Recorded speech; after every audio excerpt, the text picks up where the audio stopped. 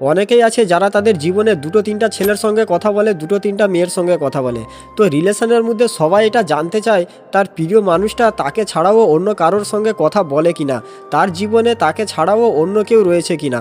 তো আজকের ভিডিওতে যেগুলো কথা বলবো, এইগুলো গুণ যদি তোমার প্রিয় মানুষের মধ্যে থেকে থাকে তো 100% সে তোমাকে ছাড়াও অন্য কারোর সঙ্গে কথা বলছে, তার জীবনে আরও অন্য কেউ রয়েছে।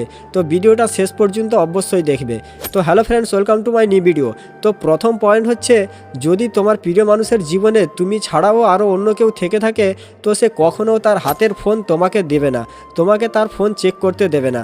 দেখো, একটা সম্পর্কের শুরুতে এটা একটা নর্মাল ব্যাপার, কারণ তখন অতটা বিশ্বাস থাকে না।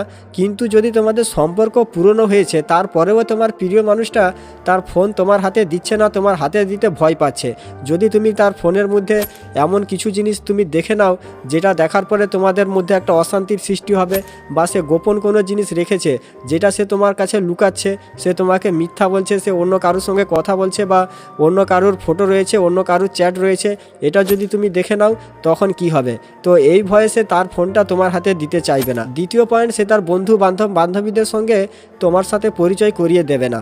আর যদিও পরিচয় করিয়ে দেয় তারপরেও তাদের সঙ্গে তোমাকে বেশি মিশতে দেবে না, কারণ তুমি যদি তাদের সঙ্গে বেশি মিশো, তাদের সঙ্গে বেশি বেশি করে কথা বলো, তখন হয়তো তার যে আসল চেহারা সেটা তোমার সামনে এসে যাবে। কারণ তার জীবনে তার এরকম আরও হয়তো বন্ধু আছে, বান্ধবী রয়েছে যারা তার বিষয়ে পুরোপুরিভাবে জানে যে সে তোমার সঙ্গেও কথা বলছে, আরও অন্য কারোর সঙ্গে কথা বলছে। সেই জন্য সে তার বন্ধু বান্ধবীদের সঙ্গে তোমাকে বেশি কথা বলতে দিবে না। 3 নম্বর পয়েন্ট, এটা সবসময় দেখবে সে যখনই তোমার সঙ্গে দেখা করতে আসবে, তোমার সঙ্গে যখনই সময় কাটাবে, তখনও সে তার হাতের ফোনটা লুকানোর চেষ্টা করবে, তখন তার ফোন লুকিয়ে রাখবে। সেই সময় তার ফোনে কল আসলেও সে কল রিসিভ করবে না, কারোর সঙ্গে কথা বলবে না। তুমি যদি তাকে কথা বলতেও বলো তারপরেও সে বলতে চাইবে না কথা, কারণ তার মনের মধ্যে ভয় থাকে যে হয়তো সে অন্য যার সঙ্গে কথা বলছে তারই হয়তো কল আসতে পারে, অন্য কোনো মানুষের কল আসতে পারে। তো এই ভয়ে সে তোমার সঙ্গে কল রিসিভ করতে চাইবে না। তুমি যদি বলো কল রিসিভ করতে, তারপরে হয়তো যদিও কল রিসিভ করে ফেলে, তো কল রিসিভ করলেও দেখবে তুমি মানে সে তাড়াহুড়ো করে ফোন কেটে দিতে চাইবে, বেশি সময় কথা বলতে চাইবে না। একটুখানি যদি তুমি ভালো করে দেখার চেষ্টা করো, তুমি বুঝতে পারবে যে সে তাড়াহুড়ো করে ফোন কেটে দিচ্ছে, সে কথা বলতে চাচ্ছে না। এটার কারণ হচ্ছে যে তাকে ফোন করেছে সে হয়তো তার গার্লফ্রেন্ড হতে পারে, তার বয়ফ্রেন্ড হতে পারে, তার সঙ্গে সে লুকিয়ে লুকিয়ে কথা বলছে, তোমার চোখের আড়ালে সে তার সঙ্গে কথা বলছে। 4 নম্বর পয়েন্ট, সে তোমাকে সবসময় মিথ্যা কথা বলবে।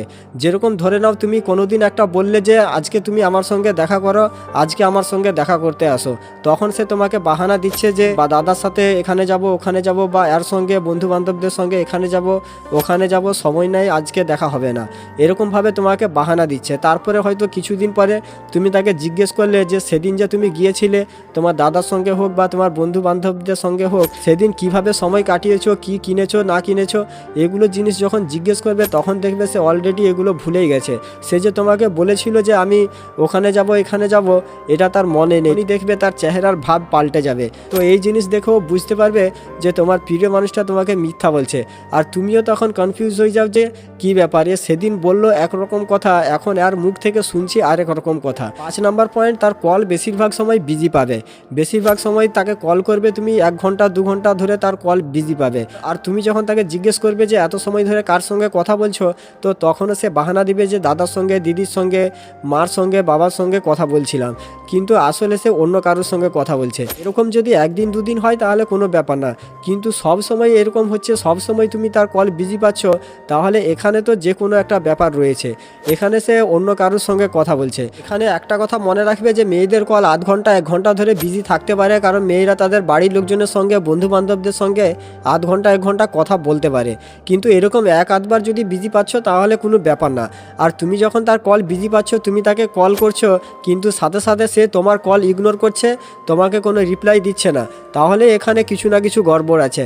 আর যদি তার কল বিজি পাচ্ছ আর তুমি তাকে বারবার ফোন করছো, সে তার কল ডিসকানেক্ট করে তোমার সঙ্গে কথা বলছে, তোমার কল রিসিভ করছে, তাহলে এরকম হতে পারে। ঠিক আছে, তাহলে এরকম বিজি থাকতে পারে, তো এখানে কোনো ব্যাপার না।